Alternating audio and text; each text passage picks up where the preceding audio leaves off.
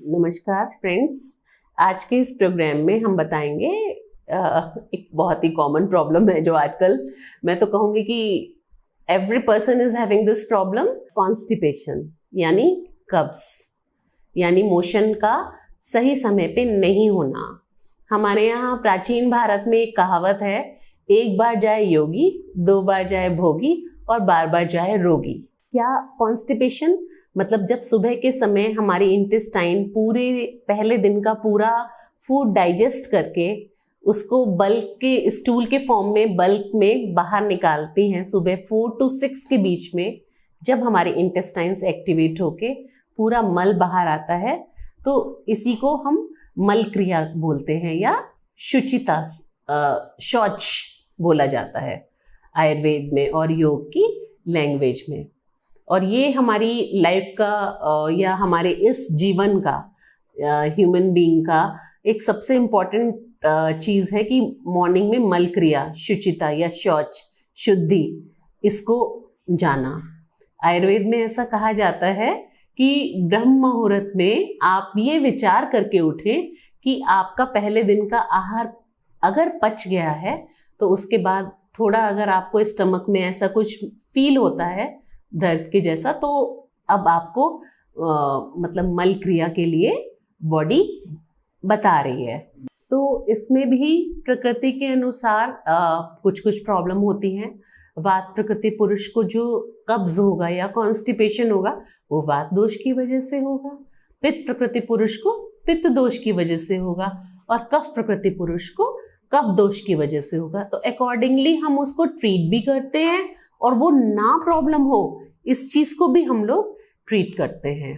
जैसे अब जो नेचर्स कॉल है या सुबह नेचर ने ये एक टाइम बताया है तो ये है 4 to 6 के बीच का। अब मान लीजिए कि कोई, आजकल के बच्चे तो 4 बजे सुबह सोते हैं तो वो कैसे उठेंगे सुबह, तो नेचर की कॉल को अवॉइड कर दिया उन्होंने। कॉन्स्टिपेशन तो उसका रिजल्ट है, बिकॉज किसी भी चीज की कॉस्ट तो आपको देनी पड़ेगी, तो ये कॉस्ट ये है। बट ये सबसे इम्पॉर्टेंट है कि आप अपनी बॉडी में से वेस्ट, सुबह के टाइम पे आपकी बॉडी वेस्ट को रिमूव करना चाहती है। सबसे पहले आपकी इंटेस्टाइन्स मल की स्टूल की फॉर्म में, फिर आपके लंग्स ब्रीदिंग एक्सरसाइजेस करके, फिर जब आप थोड़ी सी एक्सरसाइज करते हैं तो आपकी बॉडी से जो स्वेट आता है या पसीना आता है तो वो भी आपकी बॉडी में से पूरा पित्त या टॉक्सिन्स को बाहर निकालता है। और ये सारी आपका ये जितनी भी क्रियाएं हैं ये सुबह 11 o'clock तक चलती रहती है कि जब आपकी बॉडी चाहती है कि वो आपके अंदर का, हमारे अंदर का सारा वेस्ट बाहर यूज करे या निकाले, तो हमें भी उसको सपोर्ट करना चाहिए। कैसे सपोर्ट करना चाहिए? This is again early to bed, early to rise. सुबह आप 4 बजे भी ना उठे, मगर जो लास्ट नेचर की कॉल है 5:36 के बीच में जरूर अपना बिस्तर छोड़ दें।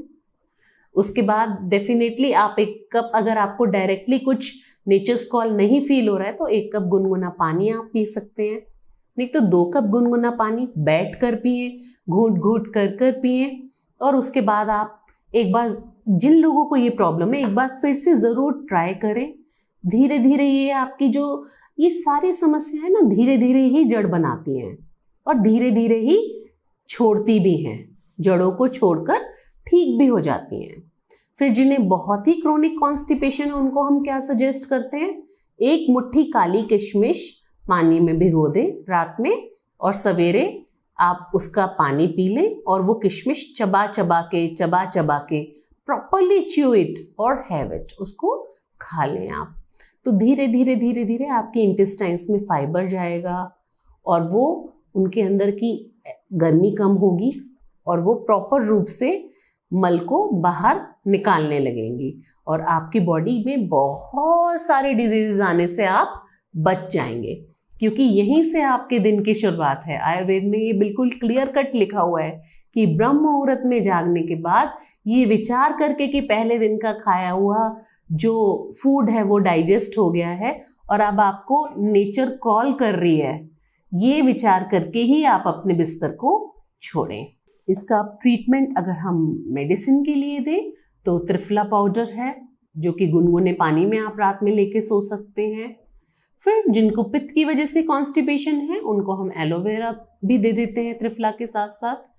कफज कॉन्स्टिपेशन, जनरली इस कॉन्स्टिट्यूशन वाले बंदों को कम ही कॉन्स्टिपेशन होता है, वरना इनके लिए भी अलग अलग तरह की मेडिसिन हैं जो कि आप अपने डॉक्टर से सलाह करके अपने जो भी आपके नियरेस्ट या फैमिली आयुर्वेदिक फिजिशियंस हैं उनसे आप अपना पर्सनल कंसल्टेशन करके जाके पूछ सकते हैं। मगर आपकी लाइफ की बहुत सारे डिजीजेस आपके इसी कॉल पर यानी कॉन्स्टिपेशन पर डिपेंड हैं, निर्भर करती हैं। Thank you.